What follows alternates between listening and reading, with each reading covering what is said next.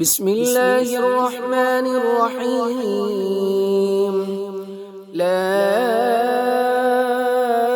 أقسم بيوم القيامة ولا أقسم بالنفس اللوامة. أيحسب الإنسان أن لن نجمع عظامه بلى قادرين على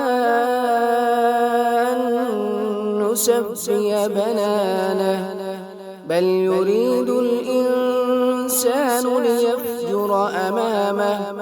يسأل أيان يوم القيامة فإذا برق البصر وخسف القمر وجمع الشمس والقمر يقول الإنسان يومئذ أين المفر كلا لا وزر إلى ربك يومئذ المستقر ينبأ الإنسان يومئذ بما قدم وأخر بل الإنسان على نفسه بصيرة ولو ألقى معاذيره لا تحرك به لسانك لتعجل به إن علينا جمعه وقرآنه فإذا قرأناه فاتبع قرآنه ثم إن علينا بيانه كلا بل تحبون العاجلة وتذرون الآخرة وجوه يومئذ ناظرة إلى ربها ناظرة ووجوه يومئذ باسرة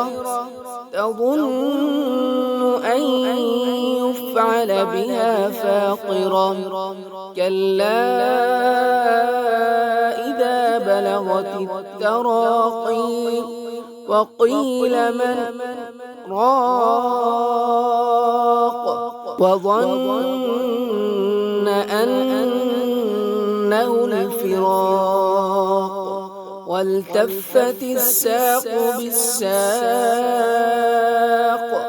إلى ربك يومئذ المساق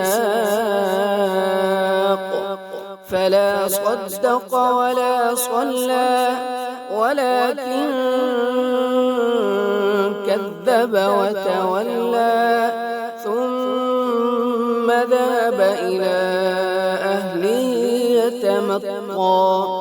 أولى لك فأولى ثم أولى لك فأولى أيحسب الإنسان أن يترك سدى ألم يك نطفة من مني يمنى ثم كان علقة فخلق فسوى فجعل منه الزوجين الذكر والأنثى أليس ذلك بقادر على أن يحيي الموتى بسم الله الرحمن الرحيم. لا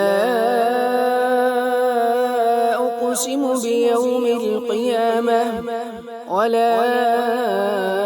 أقسم بالنفس اللوامة. أيحسب الإنسان أن لن نجمع عظامه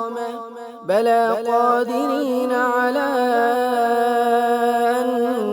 نسوي بنانه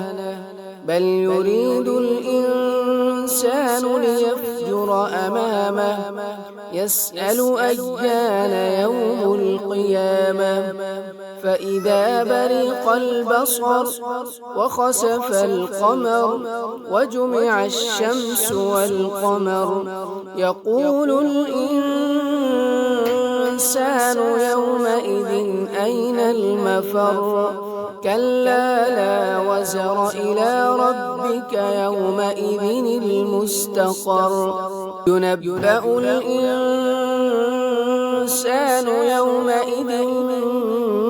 بما قدم وأخر بل الإنسان على نفسه بصيرة ولو ألقى معاذيره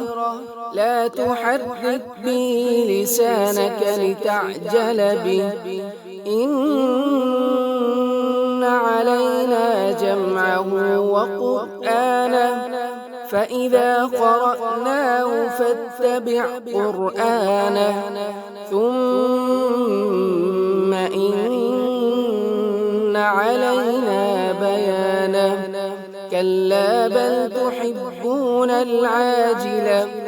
وتذرون الآخرة وجوه يومئذ ناظرة إلى ربها ناظرة ووجوه يومئذ باسرة تظن أن يفعل بها فاقرة كلا إذا بلغت التراقي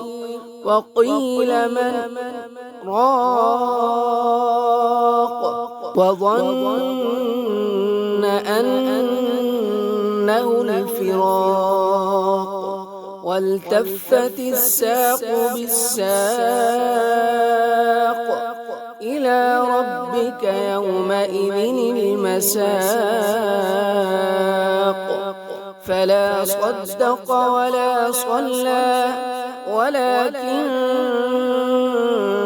كذب وتولى ثم ذهب إلى أهله يتمطى أولى لك فأولى ثم أولى لك فأولى أيحسب الإنسان أن يترك سدى ألم يك نطفة من مني يمنى ثم كان علقة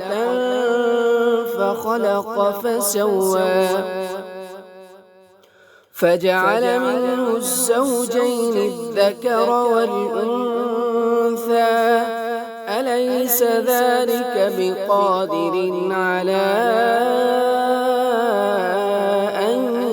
يحيي الموتى